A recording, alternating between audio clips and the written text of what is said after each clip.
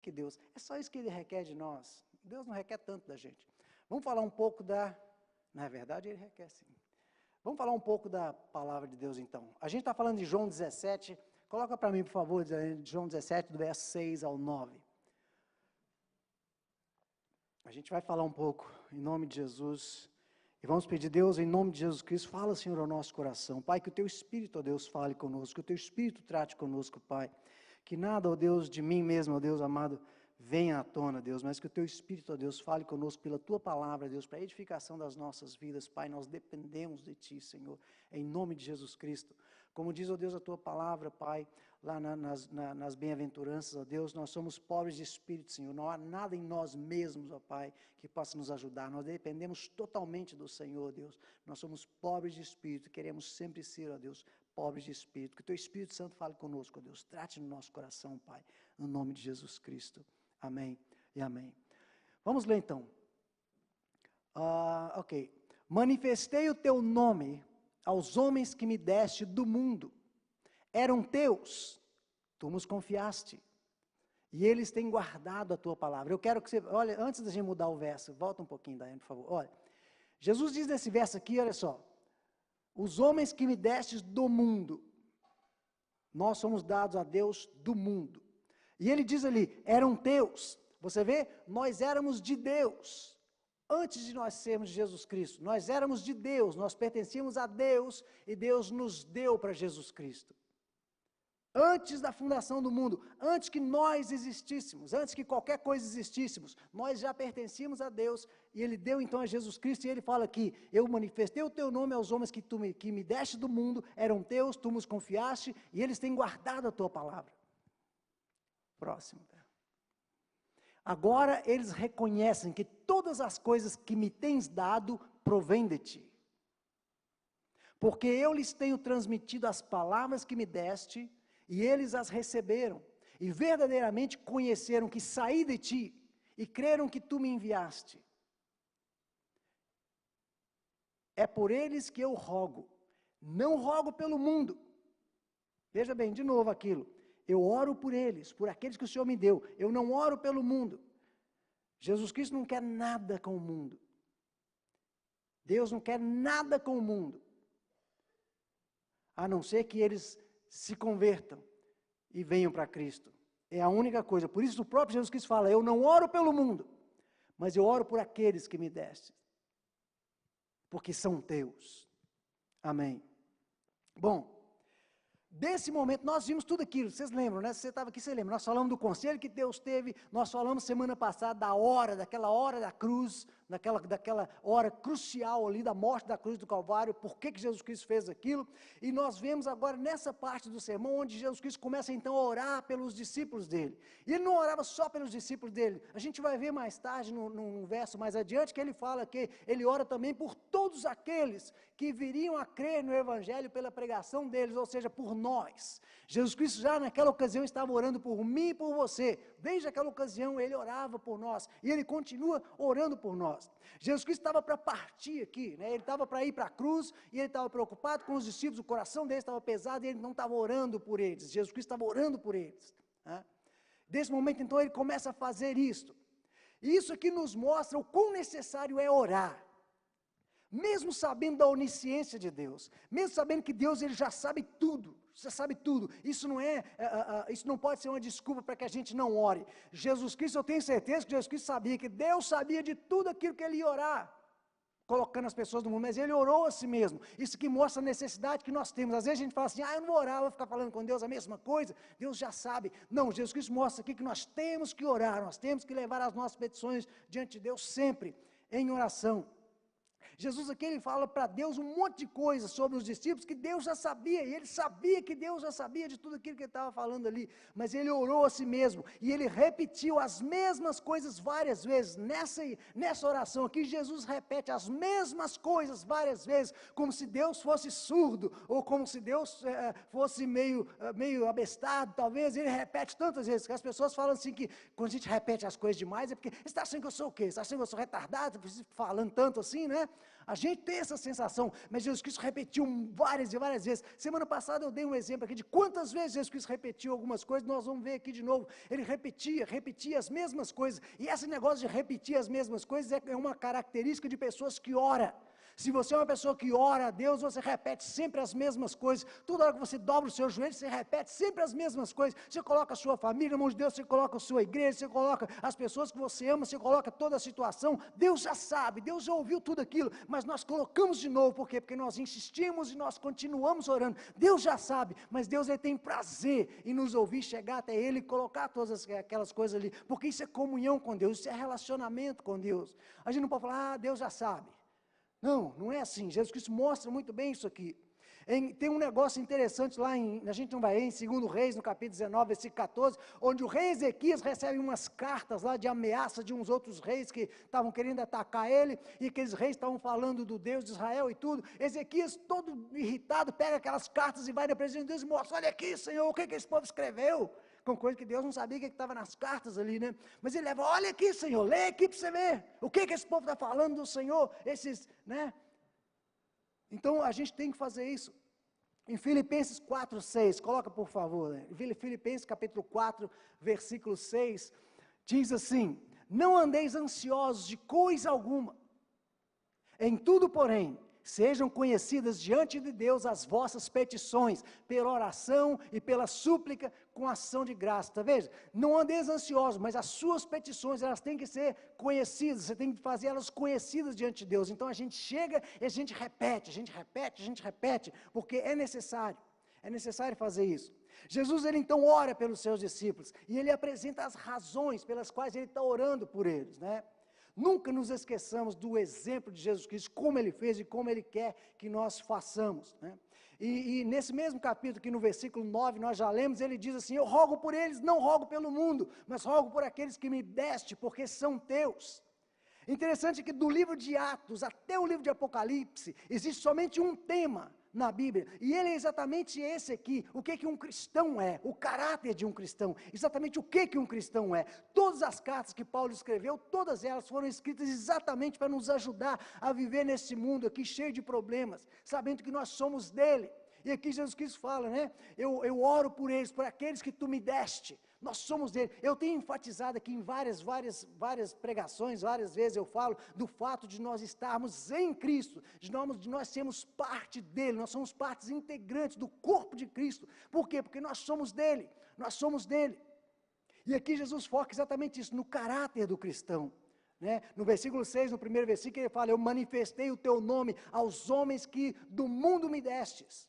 Eram teus e tu me destes, e eles guardaram a tua palavra. Veja, Jesus Cristo falou, eles guardaram a tua palavra, Pai, eles acreditaram naquilo que eu falei para eles, eles guardaram a tua palavra, eles sabem que eu venho de ti, eles sabem que todas as coisas que eu tenho vêm do Senhor, eles acreditaram na tua palavra. Então Deus estava colocando isso aqui Jesus estava colocando isso aqui para Deus, Senhor, eles acreditaram, Pai, eles acreditaram, eles são realmente nossos, a coisa está funcionando, né?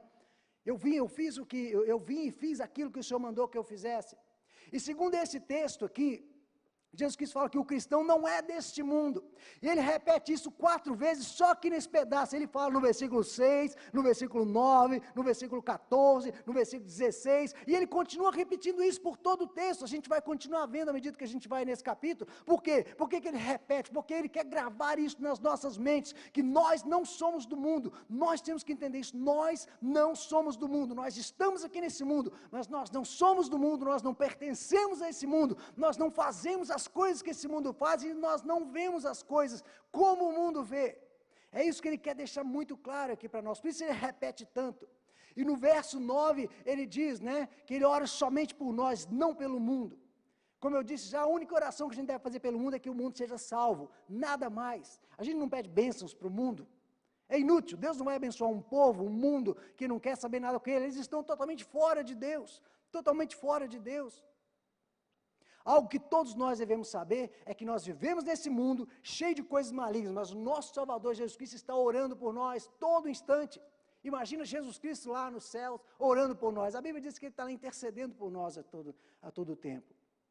E somente 2 tipos de pessoas existem no mundo hoje: aqueles que pertencem a Cristo e aqueles que pertencem ao mundo. Eu tenho enfatizado muito isso também. São só esses dois tipos de pessoas, não existe mais ninguém. Então a gente tem, quando eu disse que a gente tem que sempre tá olhando para a gente tem que estar se analisando, a gente tem que perguntar a Deus, a gente tem que perguntar para a gente mesmo, de que grupo eu faço parte? Eu faço parte do grupo dos que pertencem a Cristo, ou eu faço parte do grupo dos que pertencem ao mundo? A gente tem que fazer essas perguntas para nós mesmos. Porque a gente vai falar muito disso. Tem muita gente dentro da igreja, assim, no geral hoje, que eles estão ali, mas eles não querem saber de Cristo, eles não querem conhecer a Cristo de verdade, eles não querem se envolver com Cristo. Muita gente está ali pelos benefícios, pelas bênçãos que recebem por estarem ali. Mas isso é um outro assunto. Quando esse corpo aqui morre, todas as distinções perdem importância. Não importa o partido que você é, não importa o time que você torce, não importa a posição social que você é, não importa se você é rico, se você é pobre, não importa nada disso. A morte é o que eles dizem, é o grande nivelador de todas as coisas. E aí vem então, a única coisa que vai fazer diferença no momento da morte é isso. Qual grupo de pessoas eu participava, de qual grupo eu era. Porque não importa. Eu posso ser muito orgulhoso aqui nessa terra porque eu tenho uma porção de coisa, porque eu tenho uma situação melhor do que todo mundo, porque eu sei mais, eu tenho mais educação, por causa disso, por causa daquilo, eu posso me sentir o tal. Mas um dia esse corpo aqui vem, a morte vem, e a morte nivela e coloca todo mundo no mesmo nível. E a única coisa que vai dizer a diferença entre nós é de que grupo eu participei, qual é o grupo que eu sou parte dele. Do grupo de Cristo, do grupo que pertence a Cristo, que tem uma nova natureza em Cristo, ou o mundo? Paulo, lá em Romanos capítulo 2, 12, versículo 2, Paulo diz assim, olha, não se conformem com esse mundo. São os vários conselhos que a Bíblia dá por causa dessa questão do mundo.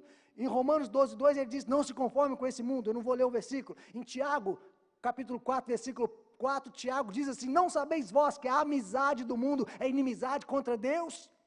Nós queremos estar na igreja, nós queremos servir a Deus, nós queremos participar de Deus, nós queremos o melhor, mas muita gente está na igreja hoje, que ele quer o melhor da igreja e o melhor do mundo. As pessoas, elas querem conciliar tudo, né? Elas querem conciliar o melhor que o mundo pode me dar e o melhor que eu posso ter na igreja. E não, Tiago diz que a amizade do mundo é inimizade contra Deus. Em 1 João, capítulo 2, versos 15 e 17, diz assim, não ameis o mundo, nem as coisas que no mundo há. Em João 5,19 diz, sabemos que somos de Deus, e todo mundo jaz no maligno. Somos de Deus, todo mundo jaz no maligno. São coisas, versículos bíblicos muito específicos a respeito disso. Em Efésios 2, de 1 a 3, vamos ler Efésios 2, de 1 a 3. Como eu disse, isso aqui nunca é demais a gente ter esse texto na cabeça. Veja bem, Ele vos deu vida, Jesus Cristo vos deu vida, estando vós mortos nos vossos delitos e pecados. É assim que nós estávamos quando Jesus Cristo nos encontrou. O próximo. Nos quais andastes outrora, segundo o curso deste mundo, segundo o príncipe das potestades do ar, do espírito que agora atua nos filhos da desobediência. Essa era a nossa situação. Entre os quais também todos nós andávamos outrora, segundo as inclinações da nossa carne, fazendo a vontade da nossa carne e dos pensamentos, e éramos por natureza filhos da ira, como também os demais. Isso aqui é uma definição clara do que quer dizer pertencer a esse mundo. Se nós olhamos para nós e vemos que a nossa situação ainda é essa, então nós pertencemos a esse mundo. É uma vida assim, totalmente ensinada e vivida longe de Deus, é assim que o mundo vive. Uma pessoa, ela pode até ser um cristão, da maneira ortodoxa de ser. Lembra dos fariseus que a gente estava vendo lá no Sermão da Montanha? Uma pessoa pode ser cristão daquele jeito, da maneira ortodoxa, e ainda não ser salvo, e ainda pertencer ao mundo. A gente vai ver, eu vou falar sobre isso mais tarde, ou no futuro, sobre esse tipo de coisa, mas pode.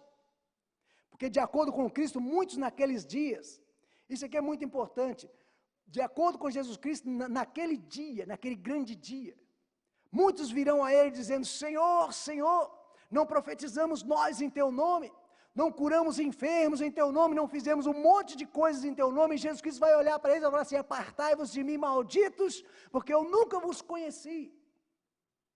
Mais tarde, isso aqui é outra coisa que eu quero falar sobre essas pessoas. Esse tipo de gente, porque isso é bíblico, está lá, foi o próprio Jesus Cristo que falou. São pessoas que acreditavam que realmente estavam servindo a Deus, realmente estavam fazendo as coisas de acordo com Deus, mas Jesus Cristo vira para eles e fala assim: olha, eu não vos conheço, eu nunca vos conheci. Na semana passada nós dissemos aqui que a vida eterna, o que é a vida eterna? A vida eterna é que conheçam o Senhor, o único e poderoso Deus, e a seu Filho Jesus Cristo. Vida eterna é conhecer a Deus e conhecer Jesus Cristo. Nós temos que nos empenhar em conhecer a Deus, nós precisamos disso, porque se nós não temos interesse nenhum em conhecer a Deus, então alguma coisa está errada, e nós temos que tomar cuidado com isso. Nós precisamos tomar cuidado com isso.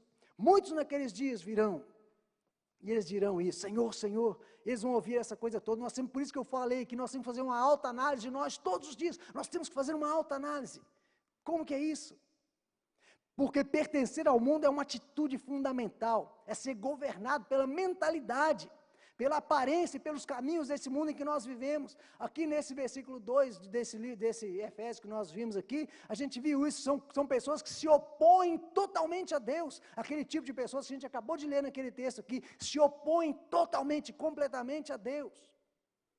A televisão, os livros, os jornais que nós lemos todos os dias, eles estão constantemente sugerindo a nós os caminhos e modos de vida desse mundo, todos os dias. Tudo que a gente vê no jornal, nas revistas, em tudo, o mundo, todo mundo sugere a nós o caminho do mundo. E se nós não estivermos muito cuidados, se a gente não estiver em contato com Deus, se nós não estivermos preocupados em realmente conhecer a Deus, vir conhecer a Deus de verdade, nós vamos aceitando essas sugestões do mundo, nós vamos nos conformando com isso, nós vamos entrando nisso de uma maneira tão terrível, que quando a gente assustar, a gente já está vivendo totalmente de acordo com o mundo e totalmente fora, longe de Deus.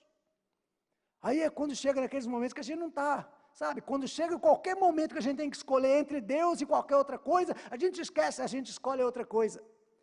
E Deus fica para segundo plano. Por quê? Porque a nossa mente, a nossa mentalidade já está moldada de acordo com o mundo. A igreja está lá todo dia, a igreja está lá a qualquer hora que eu for. Isso aqui eu só tenho hoje, eu vou fazer. Nós temos que tomar muito cuidado com essas coisas. Temos que nos vigiar, nós temos que nos examinar todos os dias. O pensamento do cristão, ele é totalmente controlado pela palavra de Deus e pela revelação divina, totalmente. O mundo é uma coisa interessante, o mundo hoje, se você conversa no mundo hoje, o mundo odeia essa palavra morte, o mundo tem ódio dessa palavra morte, o mundo tem pavor dessa palavra morte. Por que o mundo não gosta dessa palavra morte? Porque tudo que o mundo conhece, né, eles está aqui, eles não conseguem pensar em nada além desse mundo, eles não conseguem pensar em nada além das coisas que estão aqui, porque eles consideram esse mundo aqui tudo que eles têm. Uma pessoa sem Deus, ele acha que tudo é isso aqui. Por isso que ele não quer saber de morte, ele não quer saber do desconhecido, ele não quer saber do momento depois. Então muitas pessoas preferem dizer para si mesmo que morreu, acabou. Ah, morreu, acabou, não tem esse negócio. Crente, esse pessoal crente, esse povo é louco, esse povo falando, inventando esse monte de coisa aí. Eles preferem colocar essa coisa, eles mesmos tentam se convencer. As pessoas tentam se enganar, elas tentam se enganar, e o diabo ajuda, e a coisa fica desse jeito. Por isso eles têm medo dessa palavra morte, eles não querem falar, porque o mundo é o que eles conhecem como vida. São completamente mortos para coisas espirituais, não entendem, não podem entender, vivem somente para a carne. Os prazeres da carne, os prazeres dos olhos, o orgulho da vida, as coisas desse mundo, são tudo coisas que prendem a pessoa, né, com poder e ambição. Isso é o que governa a vida das pessoas que estão no mundo, elas vivem para isso. Nós temos que nos examinar a nós mesmos, todos os dias, e pensar, e perguntar para nós mesmos se nós realmente estamos livres dessas coisas. As pessoas desse mundo só vivem por elas e nada mais. Muitas pessoas hoje ao nosso redor, elas estão presas nesse tipo de vida, nessas coisas, elas vivem somente para a família delas. Tem pessoas que parece que está tudo bem, a pessoa só vive para a própria família, ela só vive para a família, ela está presa naquilo ali, ela vive para a família, ela nunca pensa em Deus, absolutamente, ela nunca tira um tempo para louvar a Deus, ela nunca tira tempo para fazer nada, e são essas pessoas que Jesus fala nesse versículo ali, eu não oro por eles, eu oro pelos que tu me deste. O cristão não é desse jeito, por isso que a gente tem que se examinar. Porque o próprio Jesus Cristo fala, eles não são desse mundo, o Senhor os tirou do mundo e o Senhor me deu. Então nós temos que ter essa coisa, nós não somos desse mundo, nós não pertencemos a esse mundo. E se eu quero saber se eu sou um cristão de verdade, eu só tenho que fazer essa pergunta para mim. Eu sou como as pessoas desse mundo? Eu vivo como as pessoas desse mundo vivem? Faça a pergunta para mim, eu faço a pergunta para mim. Se a resposta é não, então alegre-se. Mas mesmo assim nós temos que ter certeza de que nós nos parecemos com o Senhor Jesus Cristo, porque Ele fala que os seus, Jesus Cristo fala que os meus se parecem comigo. O povo de Cristo parece com Jesus Cristo, parece com as atitudes, parece pela forma de agir, parece pela forma de viver a vida. O povo de Cristo se parece com Ele. Nós falamos disso durante o tempo do Sermão da Montanha, que a gente estava falando. O Espírito Santo trabalha conosco de forma que nós nos parecemos com Cristo a cada dia, e esse é o nosso objetivo. Temos que nos parecer com Cristo e não com o mundo. A gente tem que fazer esse tipo de pergunta. Jesus Cristo é o centro da minha vida? E o meu relacionamento com Deus? É esse relacionamento com Deus que me controla, que controla a minha vida? E eu não estou falando de ser perfeito, não. Eu estou falando de entender essas coisas, de entender esses ensinamentos da Bíblia. Só isto. Isso aí segue, né, com aquela coisa que eu já disse, de conhecer a Deus e a Cristo, mais e mais, de buscar santidade, de gastar tempo em adoração, gastar tempo com Deus em oração, agradar a Deus, né? Salmo 37, 4 diz, né, agrada-te do Senhor, e Ele satisfará os desejos do teu coração. Amém. As pessoas que estão no mundo, elas estão sob a ira de Deus, isso aqui é uma coisa muito séria. As pessoas que estão no mundo, esses que Jesus Cristo não ora por eles estão sob a ira de Deus. Imagina, meu irmão, estar sob a ira de Deus. É terrível isso, mas os que estão no mundo estão sob a ira de Deus, até que eles se reconciliem com Deus por Cristo e venham para a presença de Deus. Cristo não ora por essas pessoas. Em 1 João 2,17 diz assim, e o mundo passa. 1 João 2,17 diz assim, e o mundo passa e a sua concupiscência. Veja bem, nós sabemos que um dia todo esse mundo aqui vai passar. A concupiscência do mundo vai passar. Toda essa coisa aqui que prende as pessoas vai passar. Mas ele diz nesse versículo de 1 João 2,17, diz que aquele que faz a vontade de Deus permanece para sempre.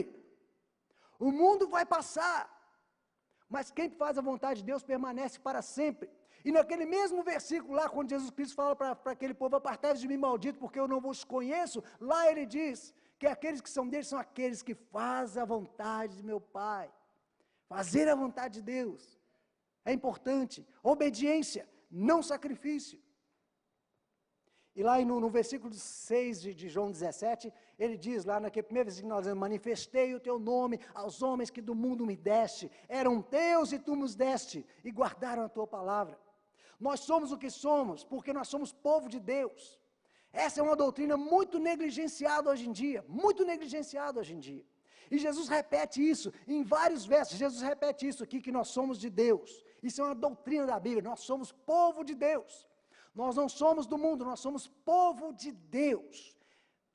É difícil entender isso, né? Nós somos povo de Deus. Por que nós somos povo de Deus? Porque eu vou na igreja? Não, porque nós somos separados. Jesus Cristo separou. Nós éramos de Deus. E, irmão, se isso pudesse entrar na cabeça da gente, antes que o mundo existisse, antes que o mundo fosse feito, antes que os planetas e o universo existissem, nós já existíamos no coração de Deus, nós já éramos dele. Antes que nós nascêssemos, antes que nada disso aqui acontecesse, Ele já tinha nos separado como um povo seu. Agora, nós não conseguimos entender isso, por quê? Porque a nossa mente é muito pequena. Como é que eu posso ter sido de Deus antes de nascer? A palavra de Deus diz que éramos. Antes de nós nascermos, Ele preparou a nossa salvação e a nossa vida. Nós éramos de Deus desde aquele tempo. Então nós somos um povo de Deus, isso é uma doutrina importante, nós somos de Deus, eu e você, nós somos de Deus, nós pertencemos a Deus, e Ele cuida de nós. Não importa o que acontecer com a gente nesse mundo aqui, pode até acontecer qualquer coisa aqui, mas nós somos de Deus, nada pode tirar isso de nós, absolutamente nada, absolutamente nada. Ele repete isso no versículo 6, no versículo 9, no versículo 10, no versículo 11, no versículo 12, e depois ainda no versículo 2, e mais tarde no versículo 23, 7 vezes ele fala isso nesse capítulo aqui, que nós somos o povo dele. Isso é uma doutrina importante. Nós vemos isso no primeiro capítulo de Efésios, coloca para mim por favor Efésios 1, 4 e 5. Tá? Lá no primeiro capítulo de Efésios a gente vê isso. Veja bem, assim como nos escolheu nele antes da fundação do mundo, para sermos santos e irrepreensíveis perante ele e em amor, nos predestinou para ele, em amor nos predestinou para ele, para a adoção de filhos, por meio de Jesus Cristo, segundo o beneplácito de sua vontade, antes da fundação do mundo. São palavrinhas que passam batidas, a gente não percebe. Mas Jesus não olhou para a gente ontem e falou, vou ter misericórdia desse, vou salvar ele. Não, Jesus Cristo olhou para você antes, muito antes. Nós já éramos dele, você já era propriedade dele. E por toda a Escritura, é vital que a gente entenda essa doutrina. Somos povo de Deus, somos separados, somos diferentes do resto do mundo. Deus, Ele nos escolheu, Ele nos separou, Ele nos marcou um povo para si mesmo. E Ele colocou a gente em uma posição especial, de bênçãos e privilégios. Naquele versículo ele fala, Pai, eles eram teus, e tu os destes para mim.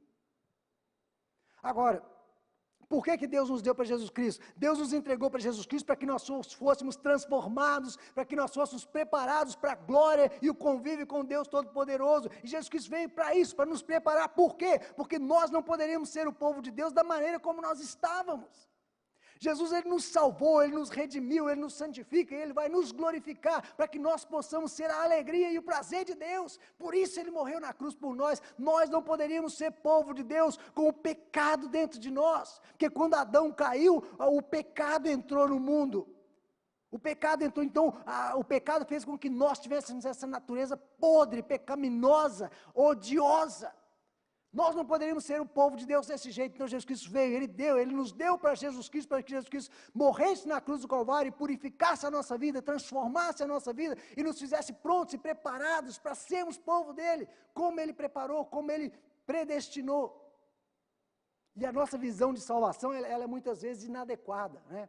Porque quando nós pensamos em salvação, nós começamos primeiro com nós mesmos, ao invés de começarmos com Deus. A gente pensa nas coisas que eu quero, nas coisas que eu desejo, nos benefícios dessa vida. Eu quero perdão dos meus pecados, eu quero paz de consciência, eu quero felicidade, eu quero todas essas coisas. É nisso que muitas vezes se pensa primeiro.